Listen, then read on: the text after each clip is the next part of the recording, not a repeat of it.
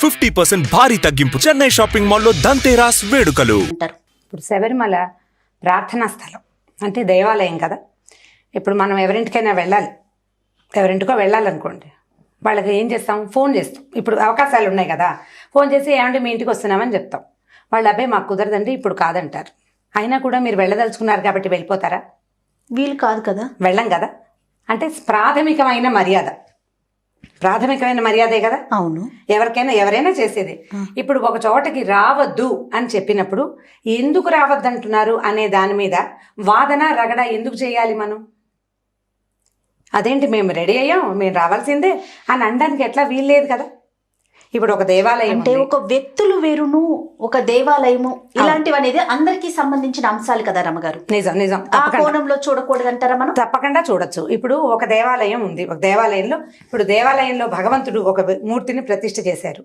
ఈ మూర్తిని ప్రతిష్ఠ చేసినప్పుడు అది ఇక్కడికి ఈ నియమం ఉంది అని మొట్టమొదటి ప్రతిష్ఠ చేసినప్పుడే కొన్ని నియమాలు ఏర్పరచుకున్నారు. మనం అది కాలక్రమంగా అక్కడ నిర్మింపబడిన దేవాలయం కానీ, స్థాపింపబడిన దేవుడు కానీ ప్రచారంలోకి వస్తారు. ప్రజలు తెలుసుకుంటారు వారి మహత్తు. మెల్లిగా మనం ఆకర్షితులమవుతాం. లోక సహజంగా జరిగేది. ఈ ఆకర్షింపబడ్డప్పుడు ఇక్కడ ఇది నియమము, ఈ నియమాలకి లోబడి ఈ దేవుణ్ణి అర్చించాలి అనేది ప్రాథమిక నియమాలు ఉన్నప్పుడు ఆ నియమానికి లోబడి మనం ఎందుకు చేయకూడదు? ఇప్పుడు ఎలా చెప్తున్నారంటే ఆరాధన అనేది అందరికీ సమానమే. ఆరాధనలో వివక్ష ఉండకూడదు. బాగుంది. ఇప్పుడు ఆరాధింపబడేవాడికి ఏదైనా హక్కు ఉందా లేదా? ఆరాధన సార్వజనీనమైన హక్కు కదా. స్వాతంత్రంలాగే ఆరాధన కూడా స్వాతంత్రంగా చేయాలి. ఆరాధింపబడేవాడికి ఏ హక్కులు లేవా? అంటే అది కనిపించని అంశం కదా. ఇప్పుడు ఆరాధించబడేవారు అనేది ఎవరినైతే మనం ఇప్పుడు శబరిమలలో అయ్యప్ప స్వామిని ఆరాధిస్తున్నాము, ఆయన వైపు నుంచి ఉన్న అంశం అది కనిపించిన అంశం, ఆయన మాట్లాడే అంశం కాదు కదా. ఇప్పుడు ఆయన మాట్లాడే అంశం కాదు. ఇప్పుడు ఆయన అక్కడ ఉన్నాడు అని మీరు ఎలా నమ్మారు? ప్రాచుర్యంలోకి ఎవరు తెచ్చారో వాళ్ళ వల్లే మీరు తెలుసుకున్నారు. అవును, వాళ్ళు చెప్పిన నియమాన్నే మనం పాటించాలి. ఇప్పుడు ఈ గుళ్ళో 3 ప్రదక్షిణాలు చేయాలని మీకు కనపడిందా? ఆ దేవుడు చెప్పాడా? విగ్రహ స్వామి చెప్పలేదు. 3 ప్రదక్షిణాలు చేయాలని, కుడివైపు నుంచి ప్రవేశించాలని, ఈ పక్కన నుంచోకూడదని, ఎదురుగుండా ఉన్న దేవుడికిను ఎదురుగుండా ఉన్నటువంటి నందికిను మధ్యలో నుంచోకూడదని దేవుడు మీకు చెప్పాడా? చెప్పలేదు. ఈ దేవాలయాన్ని ఎవరు స్థాపించారో, ఈ విధానాన్ని, ఈ పూజా విధానాన్ని ఎవరైతే ప్రాచుర్యంలోకి తెచ్చారో వాళ్ళు ఏర్పరిచిన నియమాన్ని మనం పాటిస్తున్నాం సంప్రదాయంగా. ఇప్పుడు సంప్రదాయం ఏమిటి? మనం అయ్యప్పని ఎప్పటి నుంచి తెలుసుకున్నాం? తెలుగు ప్రజలు 100 ఏళ్ల నుంచి తెలుసుకున్నారేమో. అయ్యప్ప మనవాడు కాదు అంటే ఏమనాలి? ఇది కరెక్ట్ మాటే, ఇదేం తప్పు మాట కాదు. ఆశ్చర్యార్థకం ప్రశ్నార్థకాలు వేయద్దు. అయ్యప్ప మనవాడు కాదు, కేరళ దేశీయుడు. అక్కడ వెలిసాడు ఆయన. సార్వజనీనమైన ప్రభువులైనా, సర్వాంతర్యామి అయినా వాళ్ళు ఎక్కడ ప్రకటితమయ్యారో వాళ్ళు అక్కడ ఉన్నారు. ఇప్పుడు వెంకన్న మనం హైదరాబాద్ లో ఉన్నాం, వెంకన్న తిరుపతిలో ఉన్నాడు. వెంకన్న మన ఊరివాడు కాదు, పై ఊరివాడు, మనవాడే అయినా కూడా. అలాగే అయ్యప్ప ఒక ప్రాంతంలో వెలిసాడు. అంతకుముందు మనకు తెలీదు. ఒక 100 ఏళ్ల క్రితమో, 70 ఏళ్ల క్రితమో, లేదా 50 ఏళ్ల క్రితమో తెలిసింది. నాకు తెలిసి అయితే మా ఊళ్ళల్లో 79, 80 ప్రాంతాల్లోనే అయ్యప్ప భక్తులు అక్కడక్కడ కనపడేవాళ్ళు. మాలలు వేసుకుని చాలా నియమాలు, ఎంత పటిష్టమైన నియమాలు ఉండేవి. క్రమంగా ఏమైందంటే భక్తి రసం అలా వెలుగులా పారుతుండి క్రమంగా మనకు అయ్యప్పల రోజులు వచ్చేసరికల్లా గుళ్ళు జనసమర్థంతో అయ్యప్పలతోటి నిండిపోవటం. మనం అంటే ఇక్కడ స్వామి వెళ్ళిన వాళ్ళకి ఏదో శుభం జరిగింది, ఏదో బెటర్మెంట్ వచ్చింది, జీవితంలో ముందుకెళ్ళాం, ఆయనకి దండం పెట్టుకుంటే ఇది జరుగుతుంది. కానీ క్రమంగా అయ్యప్ప పాటలు, అయ్యప్ప భజనలు, వాటికి లోబడి మనం వెళ్ళడం మొదలుపెట్టాము. ఇప్పుడు అక్కడున్న ఇదివరకు ఏం చేసేవాళ్ళు? చాలా దూరం కదా మనకి. ఇప్పుడు మనం ఉన్న తెలుగు రాష్ట్రాలకిను అయ్యప్పకి ఎంత దూరం ఉంది? చాలా దూరం ఉంది. ఇది వరకు ట్రైన్లలో వెళ్ళి ఆ నడిచేసరికి దుంప తెగిపోయేది, చాలా కష్టపడేవాళ్ళు. అవునండి. ఇప్పుడు ఈజీ అయింది. కోయంబత్తూరు దాకా ఫ్లైట్లో 2 hours, రాజమండ్రి నుంచి వెళ్ళచ్చు, ఆమదాల వలస నుంచి వెళ్ళచ్చు, ఎక్కడి నుంచి అయినా వెళ్ళిపోవచ్చు.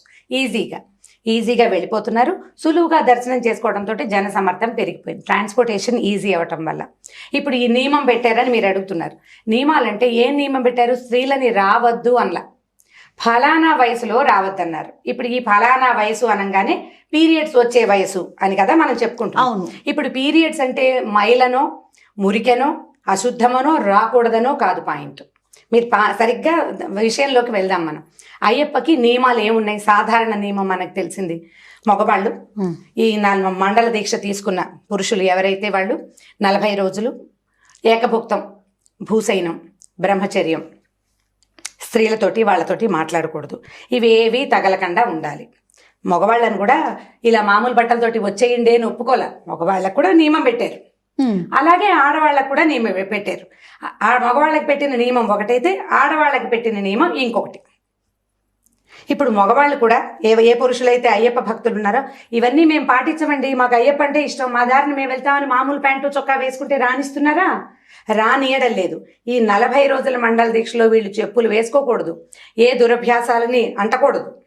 అవునండి. వెజిటేరియనే తినాలి, అది కూడా ఏకభుక్తమే, పగలే భోజనం చేయాలి, రాత్రిళ్ళు భోజనం చేయకూడదు, అయ్యప్పల దగ్గరే తినాలి. ఎంత నియమం ఉంది, నియమ నిష్టలతో కూడుకున్నది కదా. ఎంత నియమ నిష్టలో వీళ్ళకి ప్రధాన నియమం ఏమిటంటే బ్రహ్మచర్యం. అవును. ఇప్పుడు మరి ఇప్పటిదాకా ఎవరైనా ఈ పాయింట్ చెప్పారో లేదో నాకు తెలియదు జయ. నేను అనుకుంటాను 10 ఏళ్ళు దాటాక 45-48 ఏళ్ల లోపల పీరియడ్స్ వస్తాయి. ఈ పీరియడ్స్ అంటే సంతానోత్పత్తి దశ. సంతానోత్పత్తి దశలో స్త్రీలు ఆకర్షణీయంగా ఉంటారు. మగవాళ్ళకి బ్రహ్మచర్య నియమం పెట్టినప్పుడు ఆకర్షణీయంగా కనపడే ఆడవాళ్ళు కూడా వాళ్లతో పాటే ఆ జనసమర్థంలో నడిచి వెళ్ళేటప్పుడు ఈ నియమం తీసుకున్న మగవాళ్ళకి దృష్టి మరలే అవకాశం ఉంది కదా. ఇది లోక సహజమైన సంగతి, అది తప్పు కాదు అని మనం అనడానికి వీళ్ళేది. ప్రకృతి నియమానుసారం జరిగేది సృష్టి కదా, ప్రకృతి నియమం తోటి జరుగుతుంది. అందుకని ఏం చెప్పారు, 10 ఏళ్ల లోపల పిల్లల్ని పంపించండి. 50 ఏళ్ళు వచ్చేసరికల్లా రజోనివృత్తి జరిగిపోతుంది, మేనపాజ్ వచ్చేస్తుంది. తర్వాత వీళ్ళు పెద్దవాళ్ళు అయిపోతారు. ఇతరులని ఆకర్షించే రకపు సౌందర్య విశేషాలు స్త్రీలలో మిగలవు, తక్కువగా ఉంటాయి. ఇప్పుడైతే మనం మెయింటైన్ చేస్తున్నాం కాబట్టి 50 వచ్చినా బాగానే కనపడుతున్నాం. అది జరిగే అవకాశం తక్కువ. రజోనివృత్తి జరిగినప్పుడు 40 రోజుల మండల దీక్ష స్త్రీలు తీసుకోగలుగుతారు. మధ్యలో పీరియడ్ ప్రాబ్లం ఉండదు కదా, పీరియడ్ సమస్య ఉండదు. నువ్వు 40 డేస్ కంటిన్యూస్ గా 14 ఏళ్ల పిల్ల చేయలేదు, 42-43 ఏళ్ళు ఉన్న స్త్రీలు కూడా చేయలేరు. అవును, మధ్యలో గ్యాప్ వస్తుంది. ఎందుకు మేము పీరియడ్స్ లో కూడా మండల దీక్ష చేయకూడదు అని గనక మీరు అడిగేటట్టయితే మీరు కింద పడుకోవాలి, చన్నీళ్ళ స్నానమే చేయాలి, ఒక్క పూటే తినాలి, చెప్పులు లేకుండా నడవాలి. ఎంత శారీరక శ్రమ! ఈ శ్రమ అవసరమా మనకి? పోనీ నువ్వు ఏమైనా సరే ఇంత శ్రమ పడి నువ్వు వెళ్ళాలంటే, నువ్వు ఏ దేవుణ్ణి చూడ్డానికి, ఎవరిని చూడ్డానికి కోసం నువ్వు వెళ్ళాలని ఇంత కష్టము పడి పీరియడ్స్ లో కూడా నువ్వు ఇదే చేసి వెళ్ళదలుచుకుంటే, ఆయన పెట్టిన సాధారణ నియమం రజోనివృత్తి అయిన వాళ్ళు రండి అనే చిన్న నియమాన్ని మనం పాటించమా? ఎవరైనా వద్దంటేనే వాళ్ళ ఇంటికి వెళ్ళమే. మీరు ఇలా ఉన్నప్పుడు రాకండి అని చెప్తే ఎందుకు వెళ్తాం మనం? ఎందుకు వెళ్ళాలి? పైగా ఇదొక పాయింటా? ఇప్పుడు భక్తి లేదా మనం ఏమంటారు ఇందాక చెప్పినట్టు ఆరాధన భావన మీద ఆధారపడి ఉంటుంది. ఇప్పుడు మనం ఈ దేశంలో ఉన్న ప్రజలు స్త్రీలంతా అయ్యప్పని ఆరాధిస్తారండి? లేదు, కొద్ది మంది ఆరాధిస్తారు, అంటే గ్రూప్ చిన్నది. అవును.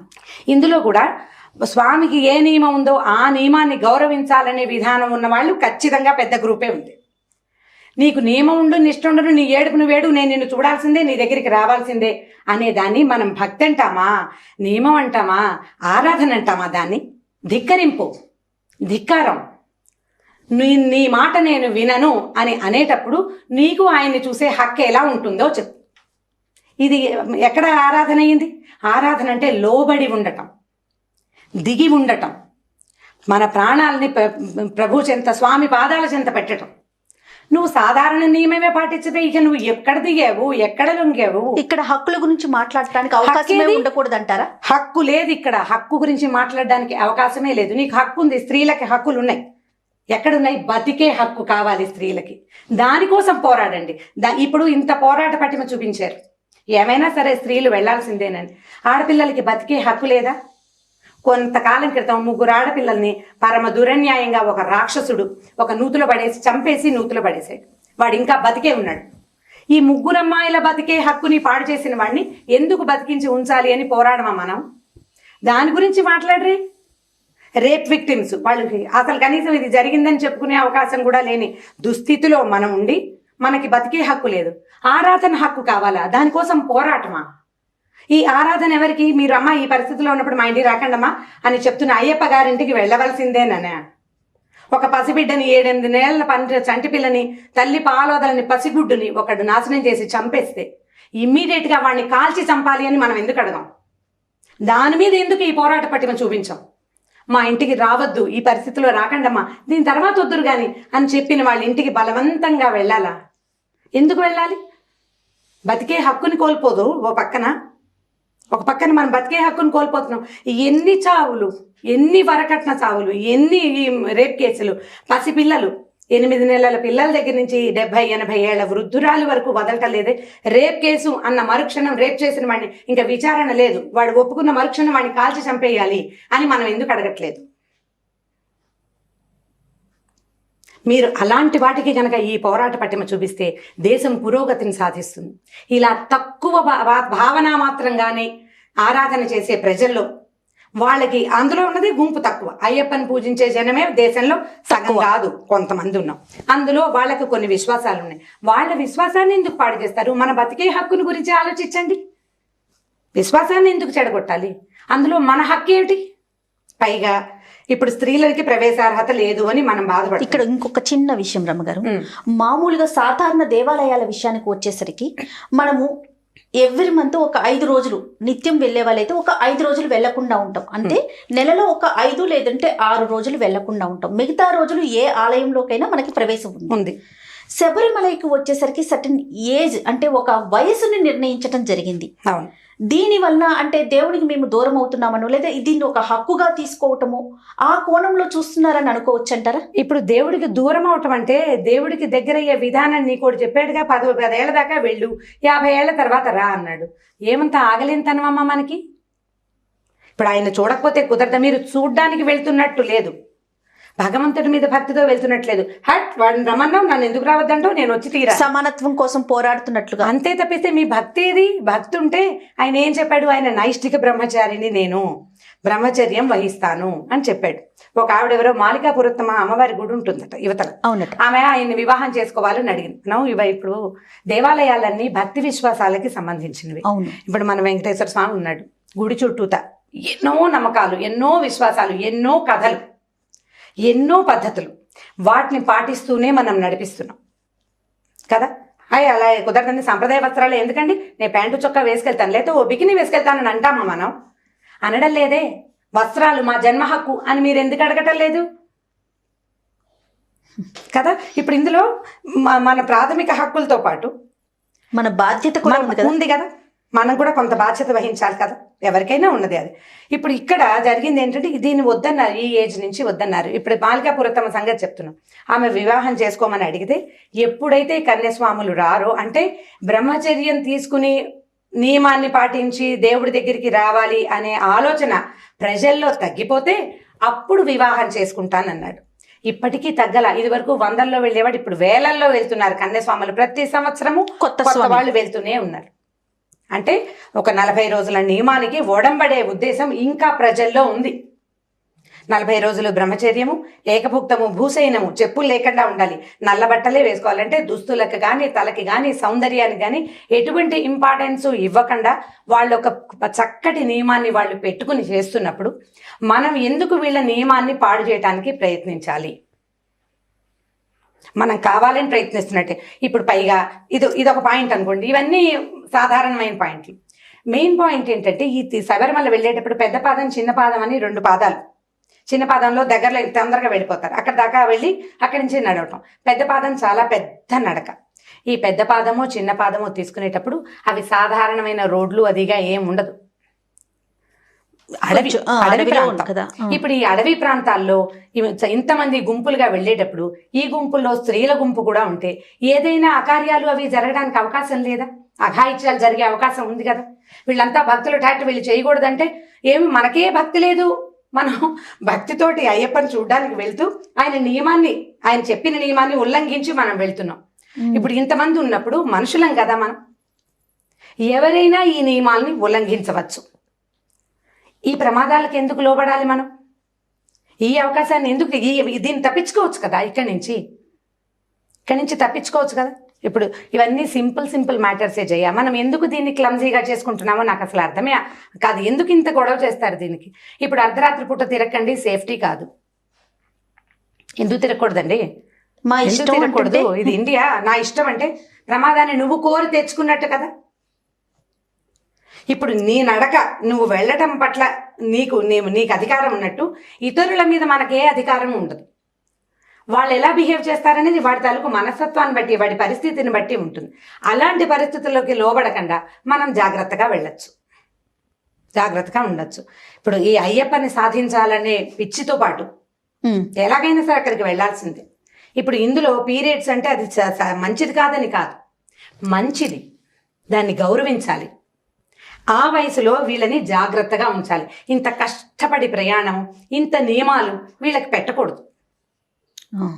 వీళ్ళని స్థిమితంగా ఉంచాలి. సంతానోత్పత్తి సేఫ్గా జరగాలి, ఆరోగ్యంగా ఉండాలి. ప్రతి నెలా పడాల్సిన కష్టం కదా, నీ కష్టాన్ని వాళ్ళు గుర్తించారని మనం ఎందుకు అనుకోవటం లేదు?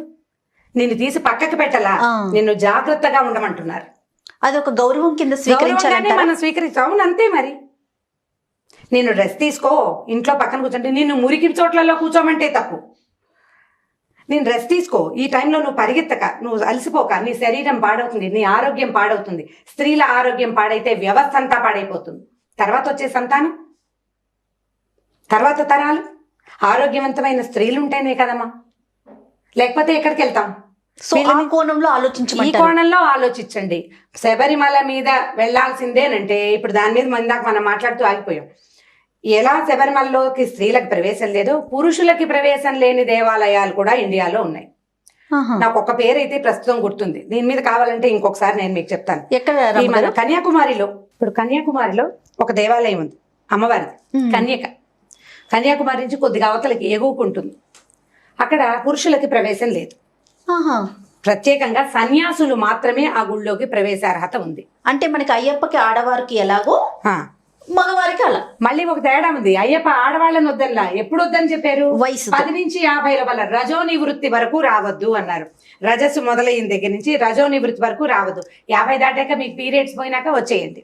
10 ఏళ్ల లోపల పసిపిల్లల్ని చక్కగా తీసుకురండి. మధ్య వయసే రావద్దన్నారు, అంతే. అవునండి. ఇక్కడ ఎట్లా ఉందంటేనేమో అసలు వివాహితులైన ఏ పురుషులకి ఈ గుళ్ళోకి ప్రవేశార్హత లేదు. సన్యాసులకు మాత్రమే ప్రవేశం, కేవలం స్త్రీలకు ప్రవేశం. వైజాగ్ దగ్గర నాకు గుర్తుండి ఒక కామాఖ్య అని, ఒక మన మామూలు గౌహటిలో ఉంది కదా, ఇంకొక కామాఖ్య పీఠం అని ఉంది వైజాగ్ లో. అక్కడ కూడా ఈ పురుషులకు ప్రవేశం లేదని విన్నాను నేను.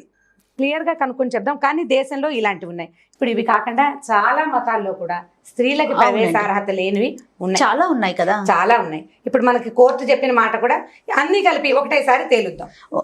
మీరు ఈ మాట అంటే ఒక విషయం, నేను మొన్ననే అమీన్ పీర్ దర్గాకి వెళ్ళాను రమ్మ గారు. ఏదో మొక్కుండి వెళ్ళా నేను. వెళ్తుంటే వాళ్ళు అక్కడ ఉన్న వారు చెప్పారనమాట, మీరు రాకూడదండి, మీ హస్బెండ్ ని పంపించండి. ఈవెన్ నాకు 7 years బేబీ కదా, తన్ను కూడా వద్దని చెప్పారు రమ్మగారు. ఇప్పుడు నాకు భక్తి విశ్వాసం ఉందని లోపలికి వెళ్తానికి మనకు అవకాశం లేదు, బయట కూర్చున్నాం ప్రార్థన చేసుకోవటం, రావటం వచ్చేయటం.